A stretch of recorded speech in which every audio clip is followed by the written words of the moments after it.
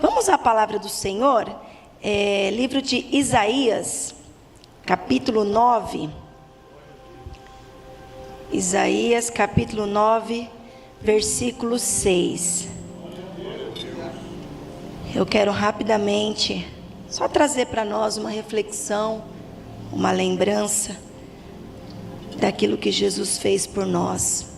Isaías 9, 6 diz assim: porque um menino nos nasceu, um filho se nos deu, e o principado está sobre os seus ombros, e o seu nome será Maravilhoso, Conselheiro, Deus Forte, Pai da Eternidade, Príncipe da Paz.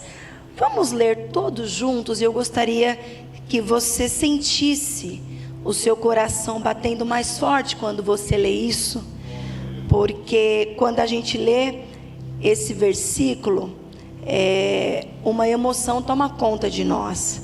Eu gostaria que você lesse agora, todos juntos, entendendo claramente o que diz esse texto. Vamos lá, 1, 2, 3. Porque nos nasceu, um filho se nos deu, e o principado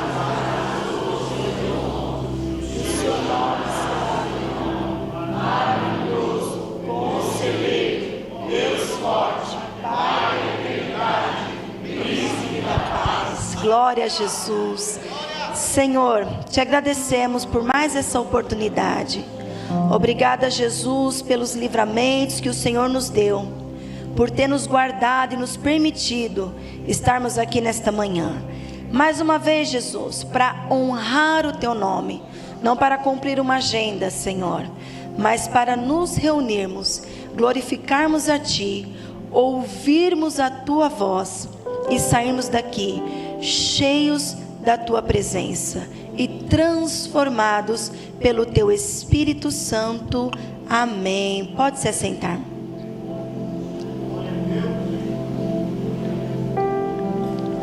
Ontem, enquanto nós estávamos aqui na cantata de Natal, o nosso irmão, eu não lembro o nome dele, esposo da Darlete, como ele chama? Pastor Edmilson, né? Ele trouxe uma palavra sobre o sentido do Natal, e aquilo me fez refletir muito quando ele falou sobre esse texto, dizendo que um menino nos nasceu, um filho se nos deu, um filho foi nos dado.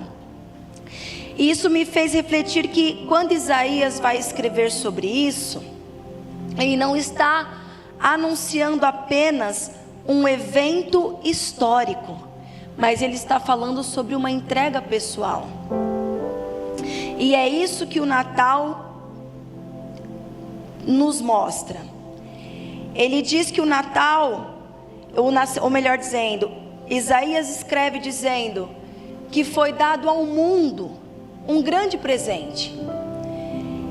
E o Natal começa quando nós entendemos que Jesus nasceu para nós. Ele não nasceu para ele. Deus não fez com que Jesus nascesse para a sua vaidade ou uma realização pessoal. Mas ao dar Jesus, Ele está nos entregando. E Ele fez isso por amor, por escolha e por uma renúncia. Ele poderia ter vindo, como o nosso pastor disse ontem, como um rei glorioso ou nos palácios, mas ele escolhe vir como uma criança frágil, dependente e totalmente acessível. Isso mostra que Deus realmente queria nos tocar e que nós também pudéssemos tocá-lo. Quando Jesus nasce, quando ele vem à terra, quando ele se submete a ser gerado no ventre de uma mulher, embora muito, muito especial, porém pecadora, nascida em pecado como todos nós, mas ali ele já se permite que uma mulher o carregue no ventre. E durante toda a sua trajetória, a caminhada de Jesus aqui na terra, quantas pessoas não tocaram, de forma física mesmo. Então Deus, que antes não era tocado, não era acessível, Deus se revelava. Deus chama lá Abraão, fazendo a ele uma grande promessa. Depois Isaac, Jacó, e vem uma descendência onde Deus vai se revelando, Deus vai falando com eles, mas sem ser tocado e acessível.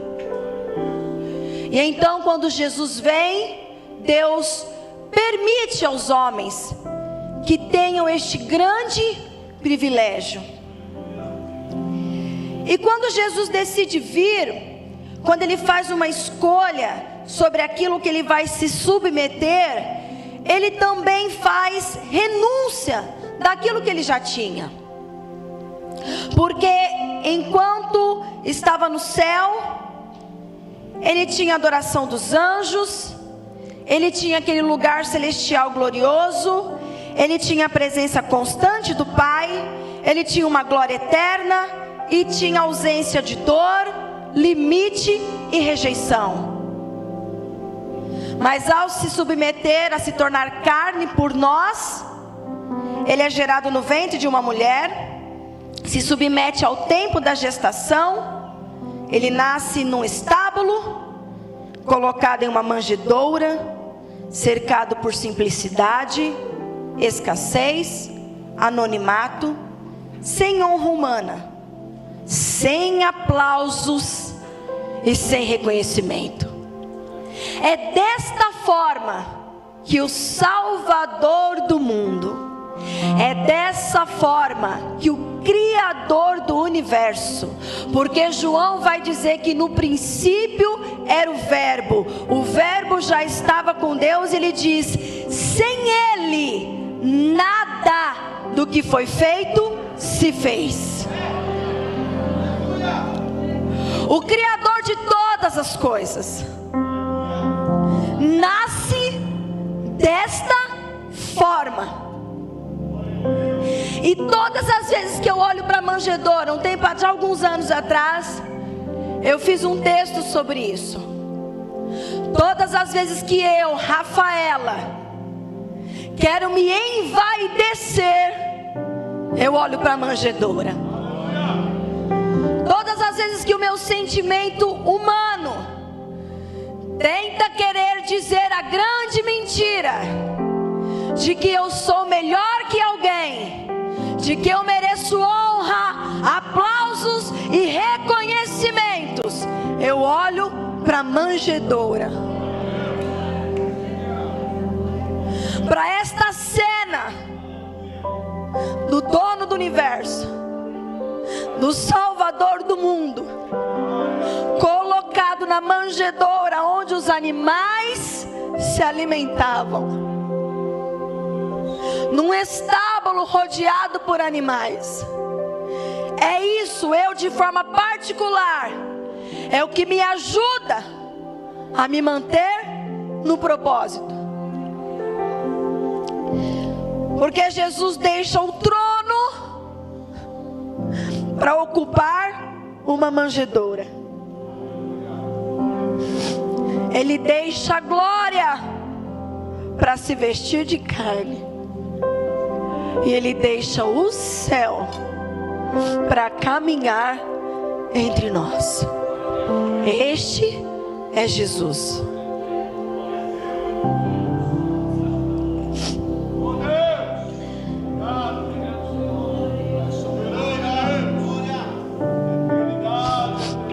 E nós precisamos, irmãos, olhar para a manjedoura.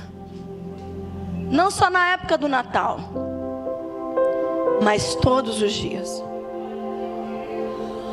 Hoje, nessa era tecnológica, cheia de influencers, blogueiros,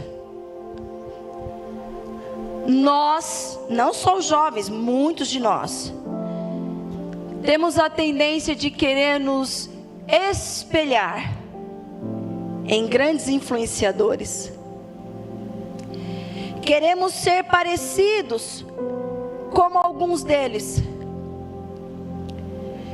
queremos imitá-los, ter a vida que eles têm, o sucesso que eles têm. Mas a verdade é que Jesus não está no Instagram, Jesus não está no TikTok, Jesus não está nas grandes palestras motivacionais, Jesus não está nas palestras de grandes coachings, nos grandes livros de autoajuda.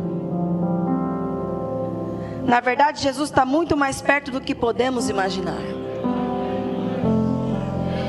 E em Jesus, e aqui, a Bíblia é a nossa maior e melhor influenciadora.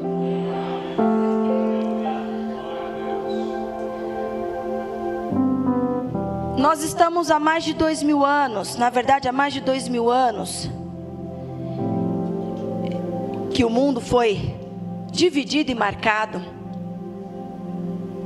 Esses dias João perguntou para o pastor, ele dizendo que os judeus, eles têm um calendário diferente do nosso, né?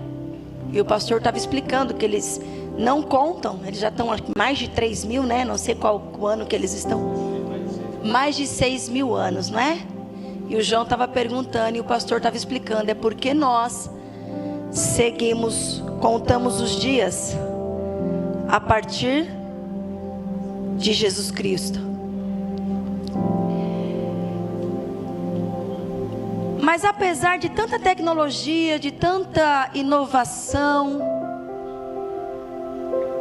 algumas coisas parecem que nós ainda não aprendemos. Ou melhor, talvez tenhamos deixado passar. Quando eu olho eu não vou dizer só para a igreja, porque quando a gente fala, eu não estou dizendo da igreja como instituição.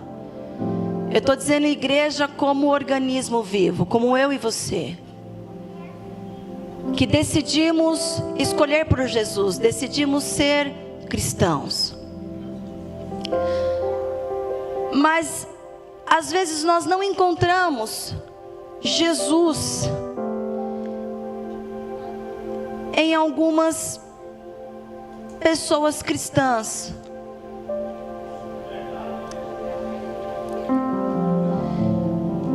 O pouco de experiência que eu tenho visto o quanto algumas pessoas que dizem ser cristãs têm dado maus testemunhos. O pastor disse aqui que há um tempo atrás tivemos algumas experiências tão ruins em alguns negócios, que nesses negócios não tem só pessoas cristãs, tem pessoas que não são crentes, não têm a mesma fé que nós, não enxergam Jesus como nós. Mas nessas péssimas experiências, quem mais nos deu problema foram os chamados crentes.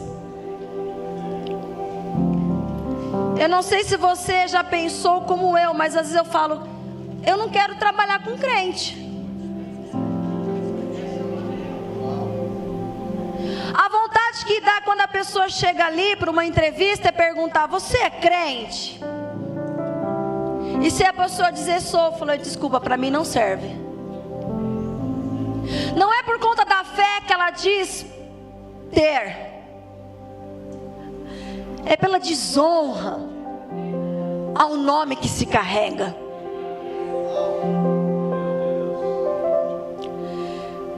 Então, irmãos, nessas rápidas palavras, o que eu quero trazer ao meu e ao seu coração é que nós precisamos ser mais parecidos com Jesus.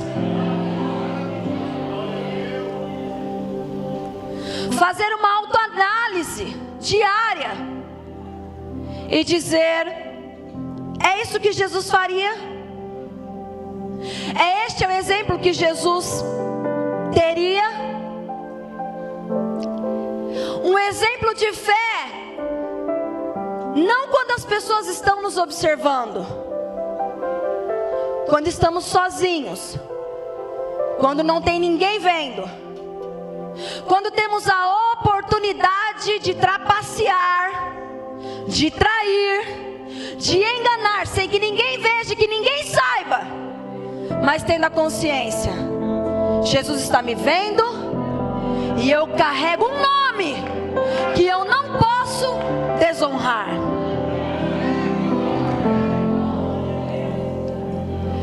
É ter uma postura, não só porque somos obreiros de um ministério ou de uma instituição, não é porque carregamos aquela carteirinha verde de obreiros, presbítero não tem, de evangelista para cima que tem a carteirinha, né? A verde, aquela verdinha. Ministros, que para algumas pessoas é o sonho ter a carteirinha verde. Jesus não precisou de nenhuma credencial. E nada contra, gente, porque é uma honra ser chamado de evangelista. Para mim, pastor, é lindo, porque para mim todo diácono, todo presbítero, todo pastor, todo missionário tem que ter a honra de ser um grande evangelista. Mas esquece a carteirinha verde. Ela precisa vir por um reconhecimento. Mas nós não precisamos dessa carteirinha para ser evangelista. Não precisamos ter a consagração, a separação para começarmos a exercer o cristianismo.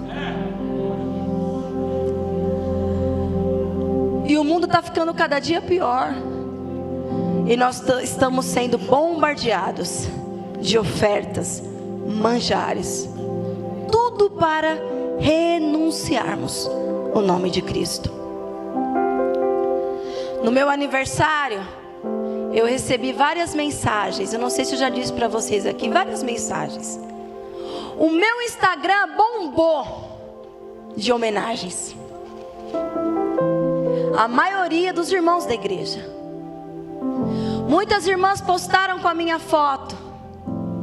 Muitas igrejas colocando: pastor, a senhora é uma bênção. A senhora reflete Jesus. Quantas homenagens ditas para mim aqui no altar. E eu disse para o pastor, eu falei: eu fico muito feliz. Isso para nós é uma grande responsabilidade para realmente honrar cada palavra que são ditas sobre nós. Mas eu disse para o pastor, a palavra que mais me emocionou, a mensagem que mais me deixou realmente impactada, que eu recebi no meu WhatsApp, não foi de nenhuma irmã da igreja, não foi de nenhum obreiro, não foi de ninguém do ministério que me conhece assim aqui, como a pastora. Não foi. A mensagem que eu recebi que me deixou realmente feliz foi de uma pessoa que trabalha comigo, que não é do meu convívio, cristão, eclesiástico. A pessoa que não se relaciona com a pastora, não se relaciona com o meu cargo, a minha função eclesiástica. Uma pessoa que se relaciona com a Rafaela. E ela disse: parabéns. Você tem uma postura, o jeito que você tem as tratativas, o jeito que você é, a sua gestão, na sua gestão eu consigo ver a integridade. A sua gestão me dá grande testemunho. E eu disse para o pastor: essa é a pessoa que me vê despida disso aqui. E é isso, irmãos, que eu e você devemos buscar todos os dias. O que os meus filhos vão falar sobre mim? Cuidado, pelo amor de Deus, não me faça passar vergonha aqui. Porque esses dias o João me fez passar uma vergonha. Quem estava no culto da vergonha? Quem lembra? Ai, quase ninguém, que bom. Então acho que eu não vou contar não. Mas o pastor estava pregando aqui dizendo aconselhando os pais e dizendo: olha, você não pode colocar a oração como um castigo. Você não pode dizer para o seu filho: ai, você está bagunçando demais, vai lá para o seu quarto orar. Gente, eu estava sentadinha ali, quietinha na minha, só assim, é verdade. O João me vira: a senhora faz isso comigo.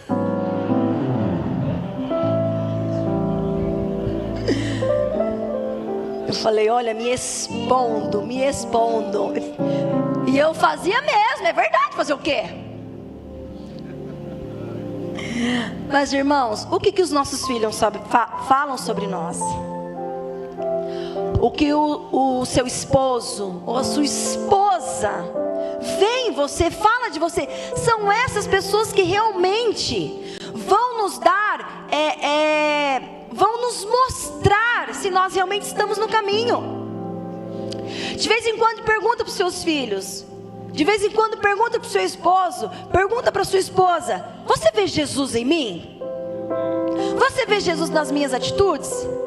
Porque, irmãos, a verdade é que aqui está todo mundo alinhadinho, todo mundo arrumadinho, exceto quem vem de tênis. Mas nós estamos aqui, e aí nós temos uma postura tranquila, a gente tenta falar baixo, a criança faz uma birra, a gente vai ali disfarçadamente, não é? Para manter. Mas quando estamos nos bastidores, eu quero que você saia daqui pensando, essa palavra mastigando, você nunca mais vai esquecer. Você vai chegar lá na sua casa, no seu convívio com os seus familiares, e a sua preocupação será: eu preciso mostrar Jesus para eles.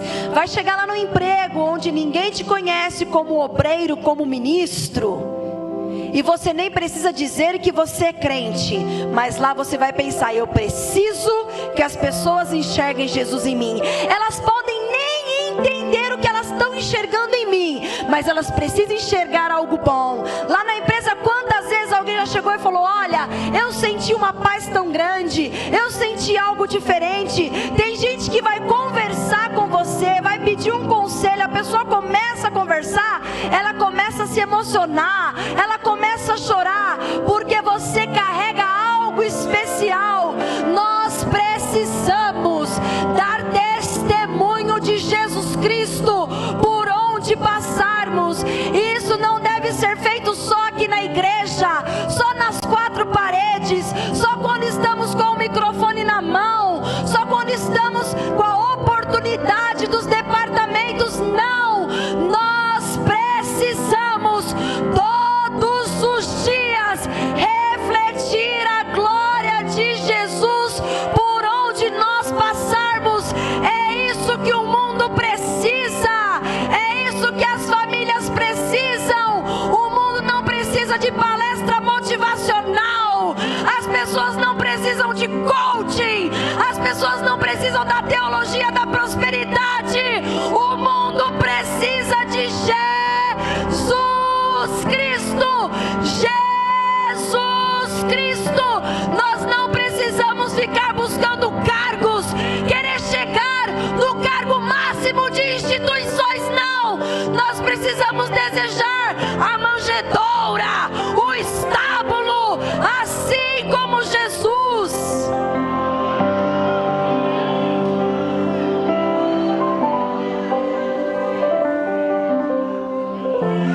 Isso é o Evangelho. Isso é o Evangelho.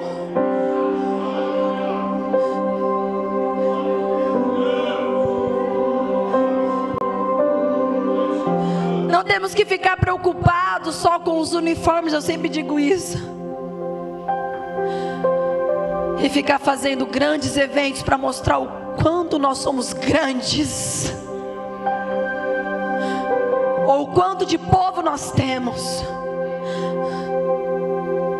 Não é sobre isso. É sobre falar dele. É sobre seguir o exemplo dele. É sobre enfrentar a humilhação do jeito que ele enfrentou. É sobre enfrentar a traição do jeito que ele enfrentou. Desânimos, tristeza, dores, do jeito que ele fez. é escolher todos os dias seguir os passos dele, copiar Jesus. Copiar Jesus em tudo. Copiar Jesus em tudo. E nada contra, eu digo para os jovens: estudem, gente, estudem. Eu mesmo, eu amo estudar. Eu faço 2 faculdades, me encho de cursinho. Estude, não tem problema. Mas a Bíblia diz: quer comais, quer bebais, faça tudo para a glória dele. Quer ter mais diplomas, mais conhecimentos, tenha, mas faça para a glória dele. Se aperfeiçoe. Quer subir de cargo na empresa, quer ter um salário maior, ótimo, isso não é pecado, mas faça para a glória dele. Não trapaceie, não passe a perna em ninguém. Tenha uma vida de honra e Deus vai te prosperar como nunca. 2026 está chegando, e aí final do ano é aquela época de fazer aquelas listinhas, né, gente? Eu não faço mais, porque eu nunca cumpro. Chega no meio do ano e já estou desanimada. Meu Deus do céu. Esse ano eu falei: vou ser fitness. É saco de fandangos quase todo dia. Viu? Me expondo, não é quase todo dia, é todo dia. Eu vou parar de pregar, gente, pelo amor de Deus. Com eles aqui. Mas que 2026... ou melhor, a partir de hoje, né? Melhor dizendo, a gente coloca como meta e como foco: a partir de hoje, todos os dias, eu vou querer refletir Jesus como nunca. Olhar para a manjedoura, olhar para seus ensinamentos,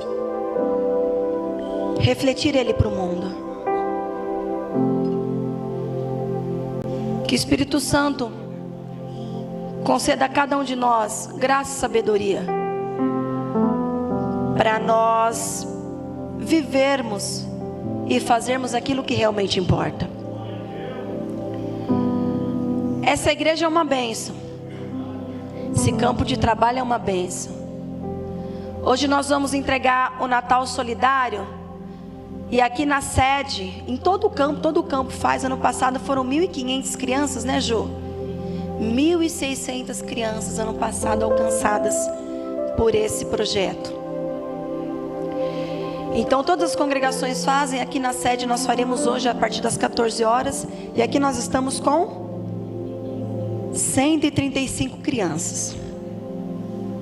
No primeiro evento do Natal Solidário, a gente ia ficar correndo com padrinho. Tinha padrinho que adotava 2, 3.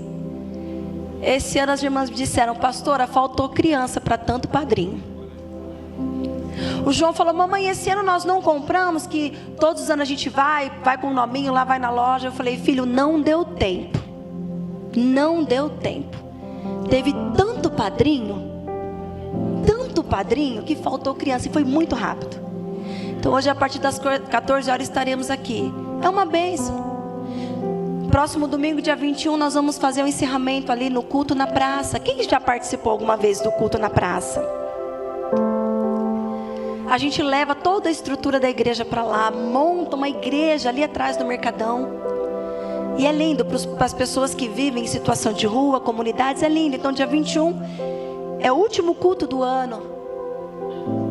E como no ano passado, nós faremos novamente uma grande mesa grandona, com uma ceia de Natal para eles. E vamos sentar com eles ali. A diretoria da CIB e da ABS vai estar sentada na mesa com eles. Agora, irmãos, nós não temos dificuldade alguma para fazer esse tipo de serviço. Não temos. Não temos. Aqui o pessoal da mídia, do som, os obreiros, não tem dificuldade. Vocês são incríveis. Isso é muito bom. É uma igreja missionária que ama pessoas. Mas nós não podemos nos acomodar. É uma luta constante, diária. Você sabe que com tudo que vem acontecendo, é muito comum que a gente às vezes fique tentado a mudar a nossa forma para se encaixar em algumas coisas. Há um tempo atrás eu estava com o departamento feminino, com as irmãs, eu via tantos eventos acontecendo em outras instituições, coisas tão grandes, tão, aquelas coisas suntuosas que fala. E aí um dia eu estava pensando, eu falei, nossa, eu acho que eu tenho que ir na mesma linha, né? Fazer um negócio mais, sei lá, mais chique, um negócio mais,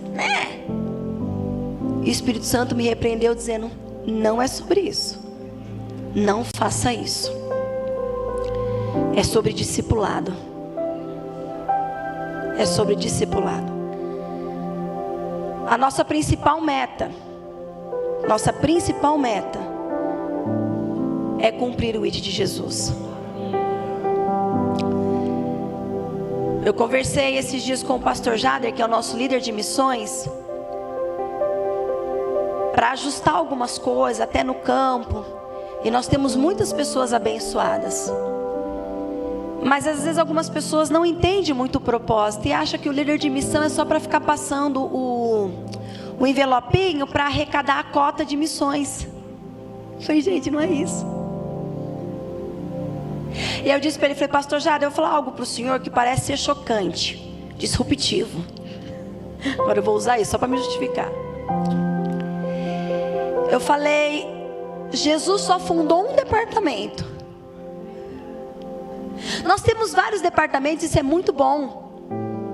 É incrível porque a gente vive ali em comunidade, os jovens, os adolescentes, as crianças, na mesma língua, é muito bom. E eu acho incrível isso, eu fico emocionada de ver esse grupo junto, crescendo junto, desenvolvendo junto. Mas irmãos, Jesus não fundou o departamento Kids. Jesus não fundou o departamento dos varões. Não fundou o departamento da CIB. O único departamento que Jesus realmente fundou é às vezes o menos valorizado e exercido sobre nós.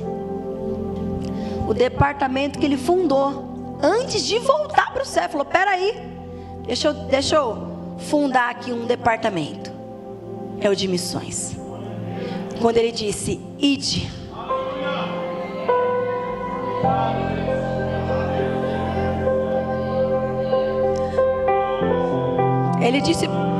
Ele disse para aqueles 11 homens simples, ide por todo mundo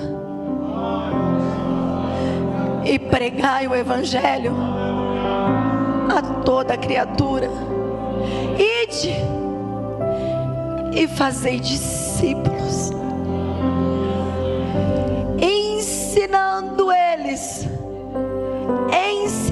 eles a guardar tudo o que eu tenho vos ensinado.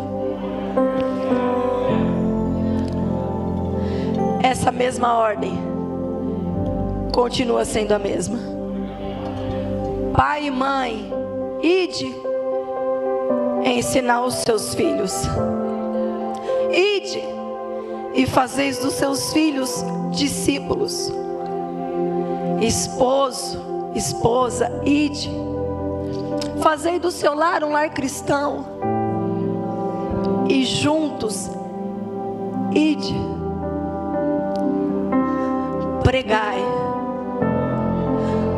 Fazei discípulos. Ensina. E como se consegue isso? Pelo poder do Espírito Santo. Ele faz. Gostaria que você fechasse seus olhos, como sempre fazemos, para refletir sobre essa palavra. Talvez você tenha entrado aqui esta manhã com grandes problemas, com grandes dificuldades, e acredite, e eu quero profetizar sobre a sua vida. Enquanto você vai cumprindo o ID, enquanto você vai cumprindo o ID, Jesus vai colocando tudo no lugar. Enquanto você vai fazendo discípulo, Jesus vai trazendo cura, vai trazendo livramento, vai trazendo resposta, vai trazendo prosperidade. Mas cumpra o ID. Fale com Ele agora. Peça para o Espírito Santo te encher, te ajudar.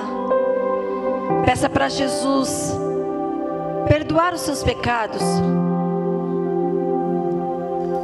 Que Jesus venha nos transformar essa manhã, ajustar o que for preciso, alinhar o que for preciso, para que Ele possa, para que o Espírito Santo possa ter total controle sobre os nossos corações, sobre os nossos pensamentos, sobre as nossas emoções, e que o Espírito Santo possa nos tomar como tomou aqueles homens, que o Espírito Santo possa agir em nós e através de nós, como fez com a igreja primitiva. Que neste ano, que 2025, o ano de 2026, que nos próximos anos, até que Jesus venha nos buscar, eu e você sejamos a igreja viva, pulsante, vivendo o extraordinário, vivendo milagres, maravilhas, vendo operação do sobrenatural através do Espírito Santo. Que o Espírito Santo tenha liberdade através de nós, que o Espírito Santo tenha liberdade para nos usar, para curar enfermos, para libertar os cativos, para anunciar a salvação. Peça isso agora e deixa o Espírito Santo tomar o teu coração, para você viver aquilo que Ele espera que você viva, aquilo que Ele tem projetado para você, quando você ainda estava sendo gerado no ventre da sua mãe. Peça a Ele, diga para Ele: eu quero ser um grande evangelista, eu quero falar do teu amor, eu quero refletir a tua glória, eu quero que o Senhor impacte vidas através da minha vida.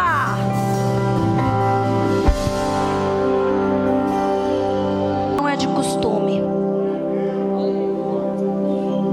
mas eu sinto muito forte no meu coração. Existem algumas coisas que Jesus faz, nos entrega mediante os nossos atos. Daqui a pouco nós vamos orar, depois, e vocês vão vir aqui na frente para entregar o voto, né? Voto da gratidão.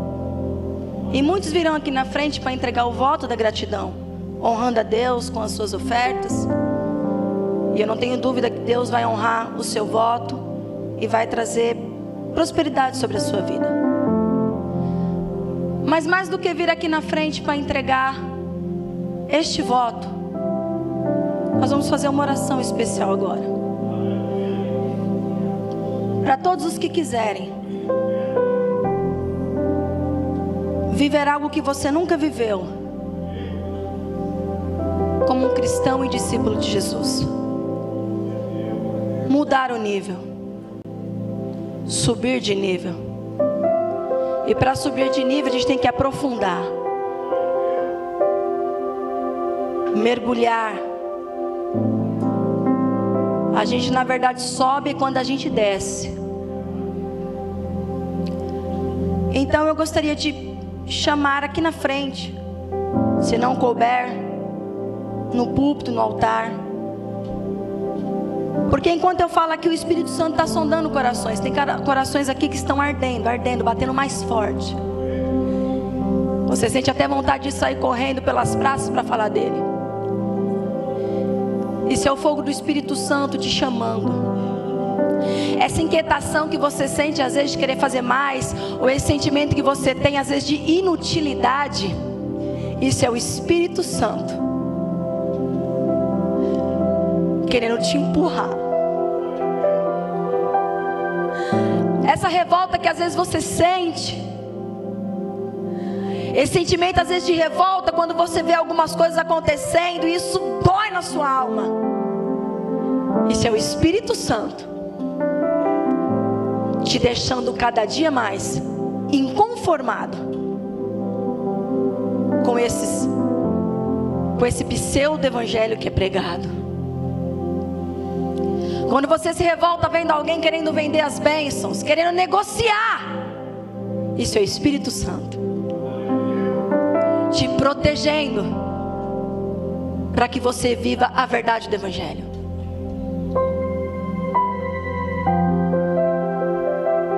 Eu não sei vocês, mas eu sou realmente uma pessoa muito revoltada, reativa. E um tempo atrás, eu vou ser bem sincera, conversava com a minha terapeuta na minha sessão de... Nossa, pastora, faço. Inclusive temos muitos terapeutas e psicólogos na igreja. Eu dizia para ela, mas eu vejo isso, me revolta e não sei o que. E eu falei, eu queria mudar. Ela falou, não, você só precisa controlar. Mas isso, essa revolta, é o que mantém a sua essência. Então eu gostaria de fazer uma oração muito especial, a começar por mim também.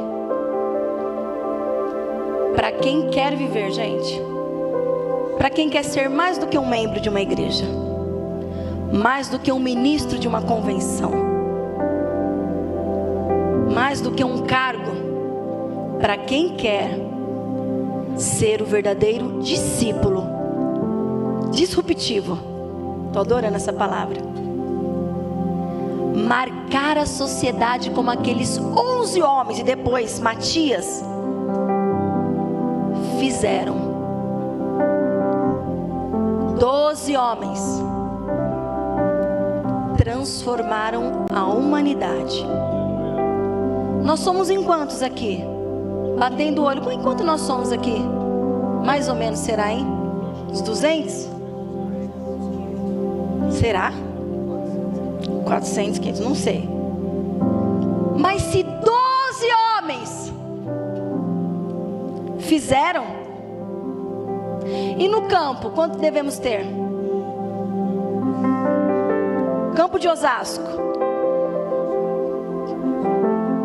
só das irmãs tem 1.500, 2.000, umas 7.000. Você pode virar para o senhor, eu não falo isso, eu não costumo dizer isso de virar para o irmão do lado, tá? Mas fala assim, se 12 mudaram o mundo, imagine nós, que somos uns 7.000, cheios do Espírito Santo. A partir de hoje você vai engolir o livro de Atos. Você vai engolir o livro de Atos e vai ver o que aqueles 12 homens discípulos, mas o apóstolo Paulo, fizeram na sua geração. E é isso que você vai buscar.